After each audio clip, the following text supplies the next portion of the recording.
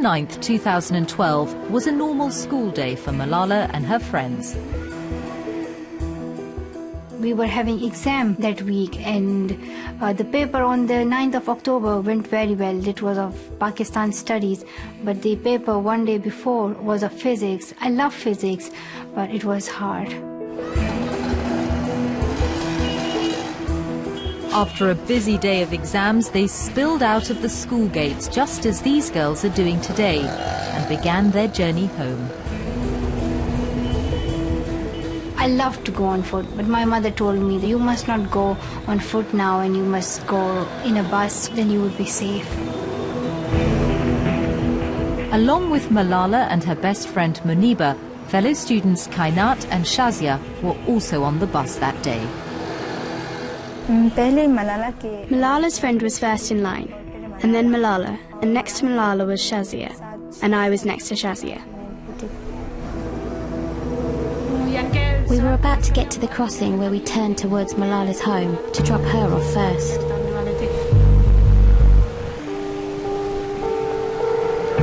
I was just talking to Muniba, having gossip, and everything seemed as normal part of life. But when we went just further, I could see that there was no one at that time. And then I don't remember what happened.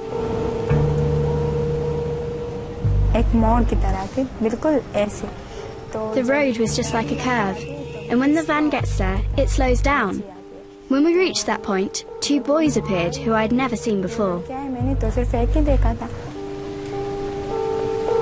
They were just like college boys, they're students like. One of them came around the back and asked, "Who is Malala Yousafzai?"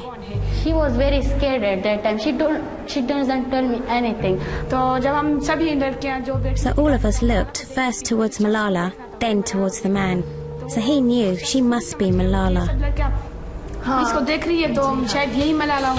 Then he fired straight at her.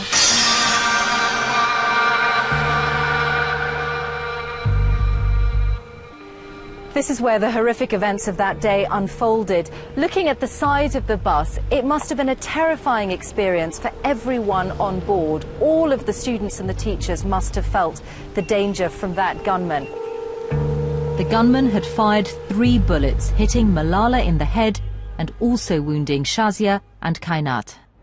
My clothes, my shoes, my socks, my pouch, my books, all was just full of blood.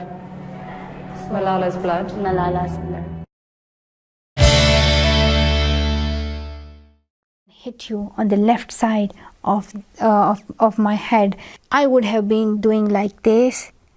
So I hide my face because there was gunpowder on my fingers. She is bleeding, in grave condition, but 2 hours pass before a helicopter can deliver her from the local hospital to a military surgeon. He spends 5 hours trying to relieve the swelling on her brain and remove tiny clots. By a strange coincidence, there is someone in Pakistan for the first time.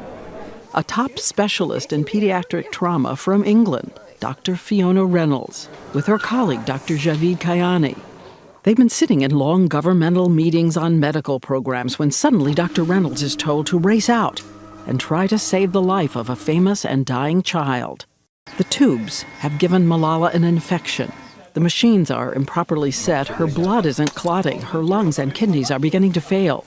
She had become septic. It was obvious that she had a very serious life-threatening infection. Dr. Reynolds makes a risky recommendation: to take the gravely ill girl on an 8-hour trip to a high-tech hospital in England. From another Muslim country comes a life-giving offer.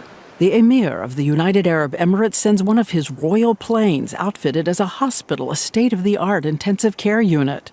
And for the entire 8-hour flight to England, Dr. Reynolds and Dr. Kayani keep Malala alive breath by breath, organ by organ.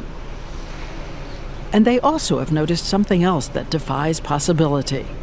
The bullet took a path that simply cannot be believed. The chances of being shot at point-blank range in the head and that happening, I don't know.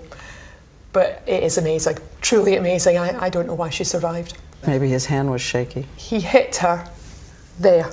So it goes under the skin, near the skull? A bullet, traveling 1,000 feet per second, slips under Malala's skin.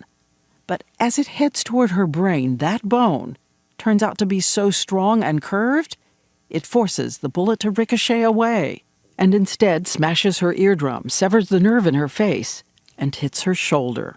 The fact that she didn't die on the spot or very soon afterwards, and to my mind, is nothing short of miraculous. Miracle? If you believe in miracles, yes, absolutely. Maybe it's the backbone and here's the brain, and God saved me. But still, doctors have no idea if she'll ever walk, or see, or be able to speak again. They are amazed when moments after her eyes open, she uses a letterboard to spell out in English the words country, and then father. Ahead of her, 3 months of punishing therapy and more surgery to reconnect the nerve in her face. Through it all, Dr. Reynolds notes of her young patient. I have never seen Malala cry, never. She's incredibly stoical. She had to have some sutures in her wound in her scalp, and she also had to have a needle to drain some infected fluid from her neck.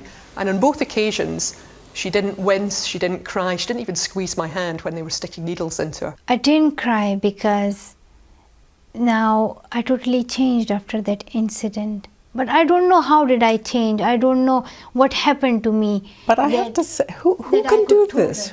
We all cry. I was feeling that this is a new life. Malala says she thinks death just wasn't ready for her. I think death didn't want to kill me, and God was with me, and the people prayed for me.